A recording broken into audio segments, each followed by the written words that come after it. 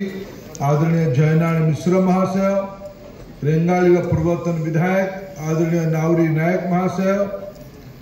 तथा मंच उपस्थित थिबा आमर आरडीसी श्री सचिन यादव जी, आईजी हिमांशु लाल जी, आमर कलेक्टर डॉक्टर सिद्धेश्वर जी, एसपी आदरणीय भामू जी, आमर म्युनिसिपल कमिशनर आदरणीय वेदभूषण जी, एठी उपस्थित थिबा समस्त चाषी भाई भौणी माने, समस्त गुरुजन माने, माँ माने, युवक साथी माने, सम्मानित नागरिक बंधु माने तथा सांबादिक बंधु माने, बंधुगण आज उत्सव मूल उद्देश्य है माननीय प्रधानमंत्री खूब कम समय भितर आम भितर को आसवे माने दूरसंचार माध्यम आम समस्ते मिसिकी प्रधानमंत्री गोटे वक्तव्य भाषण आज बिहार भागलपुर शुणा मुझे देखुली स्क्रीन रे देखा दूची खूब कम समय भितर माननीय प्रधानमंत्री बिहार मुख्यमंत्री गहन रे बिहार तमाम नेतृमंडली केंद्रीय कृषि मंत्री शिवराज सिंह नेतृत्व रे भागलपुर गोटे मंच को संबोधित करेंगे। आम भी ता भर जोड़ी हवा कारण आम जिले में भी आज पीएम किसान सम्मान निधि रे पखापाखि 61,237 जन चाषी भाई भौणी मान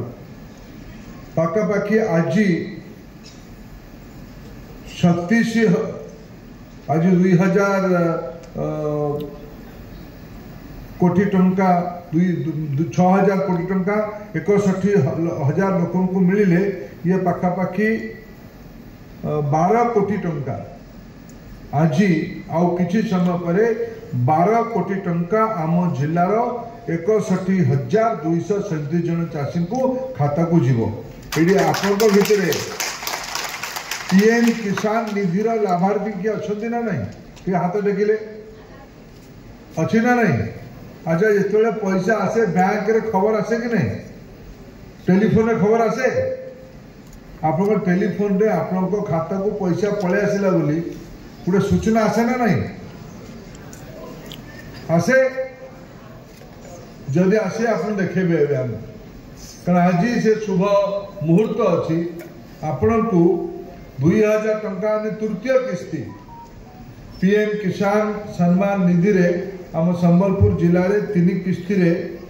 36 कोटी टंका आमर चाषी भाई बहन को मिलू। ता छाड़ी आम राज्य रे मुख्यमंत्री किसान लाभार्थी मान अच्छा मिसेले पीएम किसान सम्मान निधि और सीएम सम्मान निधि को मिसेले मत आम जिलापाल उल्लेख करते पाखापाखि 1,20,000 चाषी आमर ये लाभार्थी अच्छा पाखापाखि 120 कोटी टंका वर्ष को पीएम और सीएम किसान सम्मान निधि रे आमको 120 कोटी टंका लाभ मिलू। आम जिले में धान एथर 31,95,000 माने